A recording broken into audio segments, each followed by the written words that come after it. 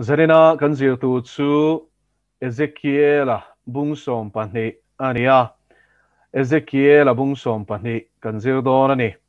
chang khata changa chang som paruk hi zarina ta na kan zir tu chu ani Ezekiel an saltang tur lem achang ti thopui chu ani lalpa thu chu kan hne na alo thleng le a mihring fapa bel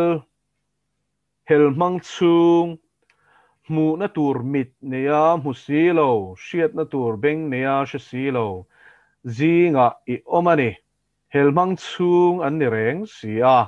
chu wangin nang mihring fapa saltan na a kal turangin ibung ruata tel fella chun enga an mit mu nge ya kal chuak ro an mu nge ya imunata mundanga ikal chuak turani helmang chung an ni na a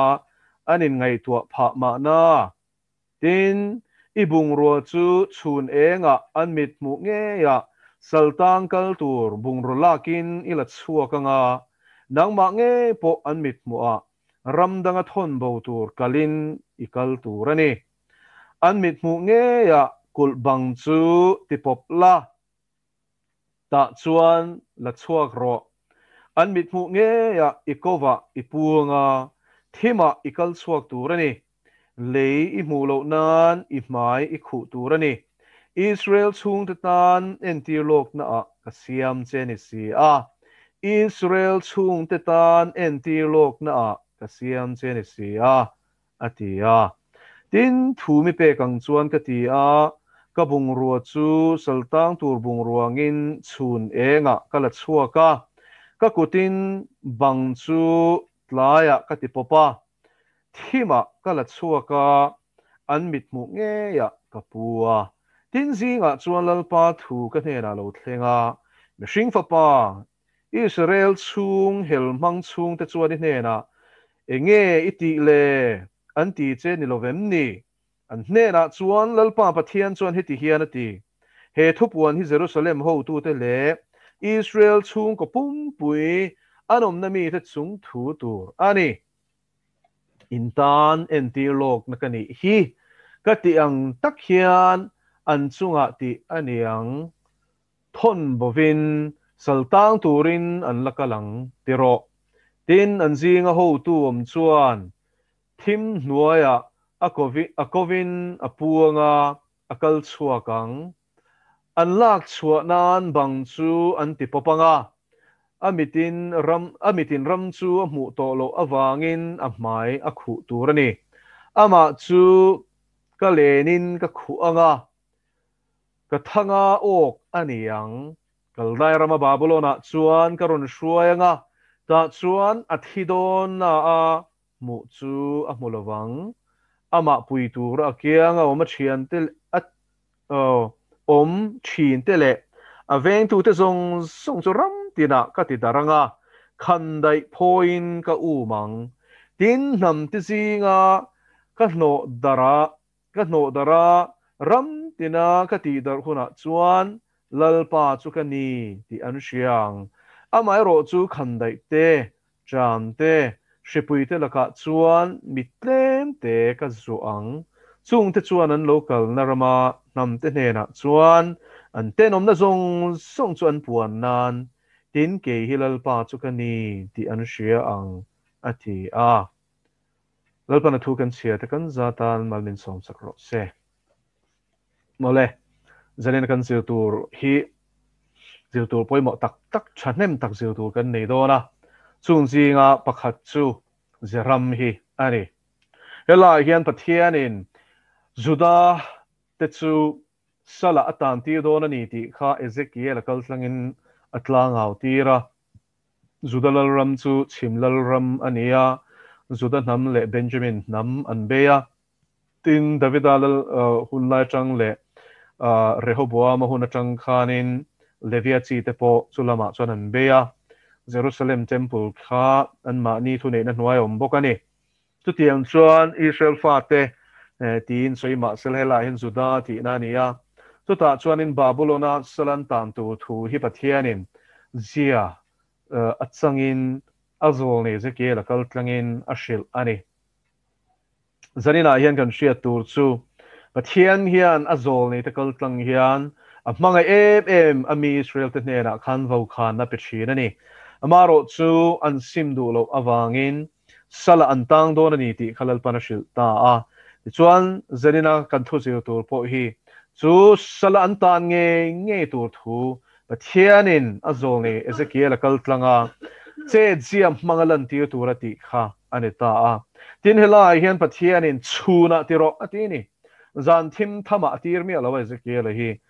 i zuda ho om zong song ten an mu thei turin chun patchanga ti turin atini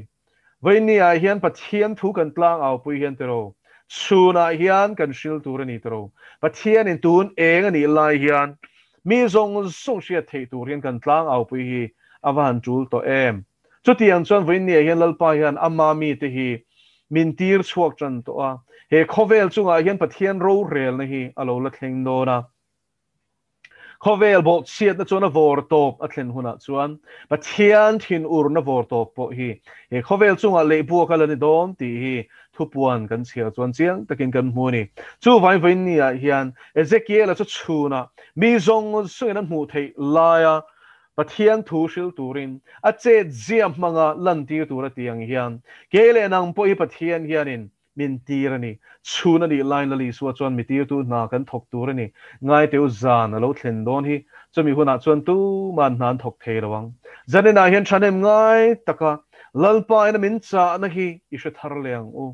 chun ani line kan thok turani zo hana bum kwa chang li thu kan en chuan enge chun chu tun po hitero zan chu avan ni tran to em mel ma pa setana hian theyang tokin pathian thu kan shil thelo na turin in khom pokan in khom thelo na turin nasat takin he covid mang hianin chan ala lockdown churam pakhata mai ni lovin khovel mun shanga lockdown a rualin nikum te phei kha chuanin kan nei supa ti chuan vela chanchin tharka tar la nang khanin Britain rama chuan tho chan ni khan i zalen na puang to ma se lockdown restrictions akha covid restrictions akha phel vek ma sela he ta app mangin i engamo contact an nei ni chuanin emo positive an mu a khami bial enge chu positive an mu na bial zau tak chunga omzong te ne na chuan an app a khanin i nisom chungin khung tura shil dan app akha an download tirani so tiang chuan zalen na tak om theilo hian tina big takin in khom du tan phei chuanin mun shanga mizorama po he relote khakanin khom manakan theile lova khovel mun shanga in khom lui tum tu te po open air akanin khom meng an ti po in helicopter nen an thok chuaka Canada a thlengani chu thil chu baptist pastor chu a ina tangin an la chuaka a fa te mu line chap zoi na pa khan an en liama kol mi sualang main an bun tira police an la lak lai te khachan chin thara te kan moni chutiang chuan tuna hian in pathian enge mi te go shan te nge po kan chep chozel ta ni hei hi enge kan ti chuan thim hi nai tel tel ni unau voini a hian lali so krista na thok thei tura hun chamin pek lai hian Ezekiel chu chuna awang khanin kele nang poi chuna hian kan au hi awahan hun to em tin hela hian adot le ka soidu chu Ezekiel thu oi na hini ani tro mi zong ma bung ro han tela mo i heta saltang tur lem han chana kha awan hardon em machine na chon mi tam tak chon kan zaum na te kan hum hal chin tero kan zak chin tero chuna hian lalpan aizol entinan covid lockdown ma hun lai khangai to taila min ji huai office an kala motor tam si ke kalan tambok chumi kara chon lalpan chhun pachanga au tur min han ti ve ta sela Ezekiel atirang hianin itel la kal ro min ti ve ta sela kan kal ngamangem le voinia hianin pathian thu oi tura in pumpe ka ngai sia hi Ezekiel no na tang hen kan muni enga ting Ezekiel hi zol nei ro pui da zinga hian tel ve kan ti chuan athu oi na hi ni ko na voini a hian pathianin man du chu nga lom ma se man the hi va nei tlem si em mani za om na hum hal tum tlat rombol tu hi kan tam lu to pathian rong kan bol po in amoi chin to ka mi te inan fak chin to ka mi te pompui thei tin chin to ka rong bol hi chu anwa ma lo ma har ri nem khang te chu ma lang in ti du da na te soi sel na te pathian in a thu tak thu khal tak soi tu ra min ti a soi ngam hi kan van tlem to em te ro mi mai kan za min soi sel mi huat ni kan hlawa te ro chung zong zong chu enge ma ni nun hum hal na fek ani mi tu point ama nun ahum hal chuan a chan anga ti dei sin la li suan ke ma wanga mi tu point nun a chan chuan chu mi nge chuan a hum hi manga ti tat zanina hian nun hum him pol nge nia Isua Krista wang hian i chan ve don go na win nia hian chu kan ta na kan ma zo na poi mo lut tu kani he ze ki lang hian lalpa tan i angam ve don em nge nia khovel mi teng hian lalpa ngai hian i azok don chidat dan chi hi ka soilon ni zanina hian korin thon khat na bung khat chang som paria ta chuan cross thu chu boral mek te tan chuan na ni ti mo boral mek te tan chuan avan thak em tro cross a sarua ka khai ka na oma khen de oma mi te mu sit endong khovel ngai dan le khang laia greek kho ngai dana phe chuan tharum fin na ngai sang mishing thei na le chak na choi sang nam an nia chung ang tan chuan tlom lut tu ka khen de kha chu aro pui lo lut tu ka ni na nian tan chuan ma selang ki ni chandam me ta tan chuan pathian thil ti the na ni when ni again lalpa lama fin i du chuan khovel lama chuan mo i adon ti hriang che khovel lama mo mi fin ni du ma tlak tlum na kong i zong ani ero chuanin lalpa lama hian mi a ti i hlo ve thungang ole khovel lama i pathian lama a du te chuan khovel chu enga man ngai lo ani amaro chu tero khovel mi finga in ngai mi hausa khala li suan te khin thua sei khatero anei ema anei kha abu zema poleng to lo bu zem thar kan siam te ngatia ni ma sring zana chona no an auta mi apa zarina hian nun na lak sak don sentini o vinni hian tero khovel la fin hi chu chatuan ngai to chon na vani chiang zanina hian zo na in zo tro le lalpa ngaya mi ange ni khovel ngaya mi a chini se ka nom dong khovel ngaya mi a chu pathian ngai chon mi fingan ni ma sering lalpa ngaya mi a ni hivan hlom don mi a inun nan lak sak don se voinia hian he khovel a hian tlak hlum nge tuma pathian awang chuanin po in huam voinia hian eng chen nge lali suakan zui don le anuam china chok nge kan zui dona torna le chan na le mul pho na le mi te thin shik le mu sit in huam in zui don zanina hian chu thutluk na chu nangma chawini siam thei ngun takin lo ngai tuang che chuan hela hianin pathian za ngai na kan hmule ni enga tinge chu tiang chuan Ezekiel lalpana tir enga tan nge lalpana tir kan ti chuan chang thum na top lama chuan hel mang chung an nin na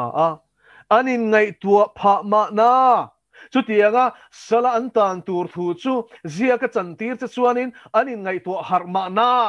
atini hela in pathiana chuan nge be se nom an lu zia le an chapo zia le an sim lo tur zia shema sela lalpa chuan an sim ma na tina zol nei chu azia talin chun pachang an zawai a mu thei turin vakal roi Ezekiel an mu thei lai ngei chuna watero atini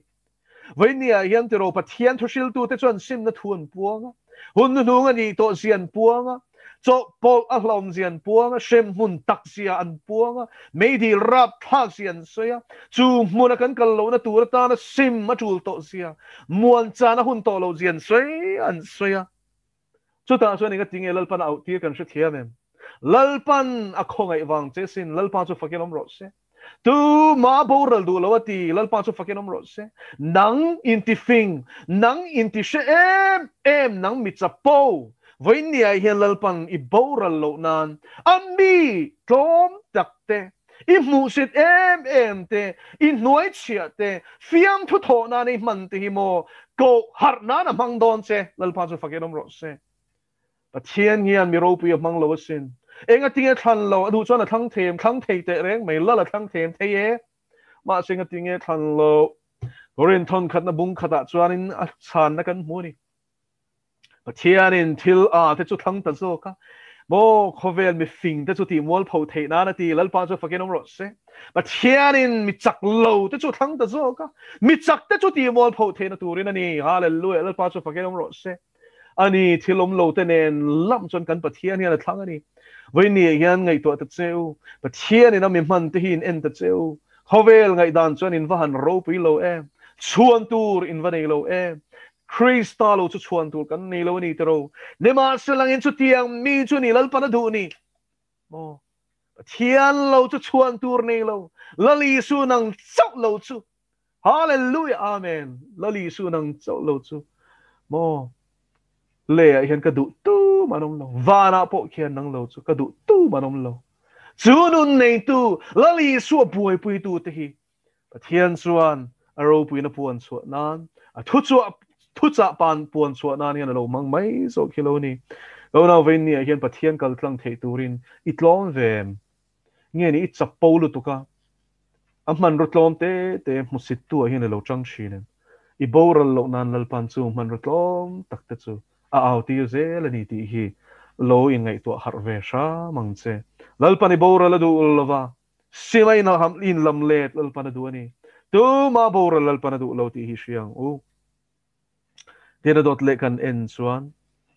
khatia zia chan nuwa khanin lalpa chuanin unreal ru shiani mishing fa pa Israel chung te hel mang chung te chuanin he na enge iti le anti che ni lo vem mi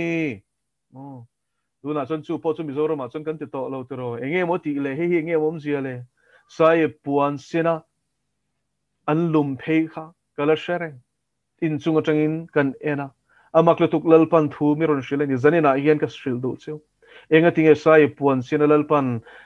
thui tak khoil ring nge thak thing ring nge he da bong kon thlenga kong pui shul ze la khan mitam tak sai puan sina anlum na chan kha tharau thia le men chiang takemin shil chu khongai na hun min dil bet sak ani to na teu zora mathil lo thing tu hi mo a thing don pathian thupek chu man mo to si ti kha vantir ko te pon Sodom le Gomorrah khwanti boral don kha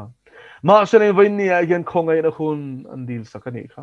khongai na hun khatiang an lum le kha pathian manin ngai tlom khan lalpa khongai na hun min pe bel ro tin an zoni vaini hian lalpa za ngai na hi mo ama zuam na lo manglol suang che a thleng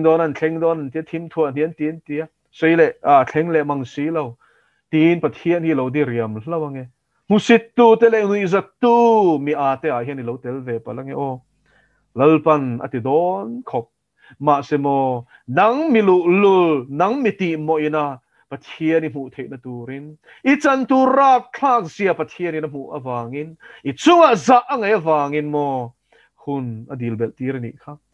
venia hian chu musit suang che ngai nep lu suang che Ezekiel abung song pati chang song pakhata chuan intan entirlok na kani hi ati Ezekiel chuan intan entirlok na kani hi ti chuan antan an chan tur song salantan dan turte thomnon tel dan turte bang ker kwa chu ta changan tlan dan turte an main tuam dan turte song te chuan sal tan na tlan tur kal tur anga kal tur ten lal panatia akal dan zong te po khatiang vek tur kharatia chu tiang chuanin ke hin tanin ti na kani o atini vainia hian ani tero enga tinge pathian mithiang lim pathian mi thatak tak te lal pana seng mol tak le zorama nge pon ani tero missionary te pastor te nge po lal pana seng ta ramta na mi ui om tak mi changkai tak pathian mi man lai te po lal pana seng ta mol mai enge om zia le Isai bung som nga pasari khalo chiaro mi felan thia tu man poiti na chang shelo mi than thia chiat na lo thleng tur pumpel turin lal pana shruai bo ti hi tu man ngai tu na chang an shelo atiesin he chiat na ram khal tak zora ma lo thleng tu pathian thin urna kan chunga kan suala wanga leibo ka tur pumpel turin lal pana seng lok ti te hitam takin ngai tu na chang po kan shelo zanina hian ka unaw I harang u inen fiang u heng hi mo kan tan signal ani hi Myanmar thil thleng mek chu Myanmar ang hi mai hi de don lo an tor na ka soi nep lo rap thang lu tuk ma se mo zoram tortur nen chuan eng mani lo ti lo siang chu in clearem chanchin thar hi enem ral tlanin tu na hian mizoram apo an run tlan lu tiro kan zone ha thlak te an van khong ei thlak e ma se mo zo fa te chunga thil thleng tur nen chon Myanmar ki te khin tham ani lo ara phlak dong lutuk lalpana min shil zong zong min mu tir zong zong ain heti hian min ti min mu tir nuwa chuan I mu le I shiat zong song ain ka shil zong song chia hian atak chula rap thak zokang atini in payroll is anina hian in payroll Ezekiel kal tlangalal pana salantan dan tur zong zong achan tirang hian zorama hianin he tim hi azol ni kal tlangalal pana sol ne soyang nge in athling don sia in payroll le kauna in payroll le chang som pangana tin nam te zinga ka no dara ram tinakati dar huna chuan lalpa chu kani tian sia enge hi sia pathian hian vo pur ngut atina lo ti hi siang che ani tiro mi sing chuan kan fa te kan vo pu nga iti chuan ka vuang je siem kan tia iti le vai te kan han tia ma se kan vongam le tak tak chuang lo tiro khatiang mai tura pathian hi kan da ve deuh thinin ka sia vo pung changte na emokan tia ateu lo aza ngay na nasat mawangin tu ma bora la du lo wanga za angay na hi kan shit hiam si lo ni zo fa te hian tu na hian chu vain lalpan ka kut ka lek khuna chuan ka zol ni te kal tlanga he zoram chunga katiang khamdai tram sakol le shi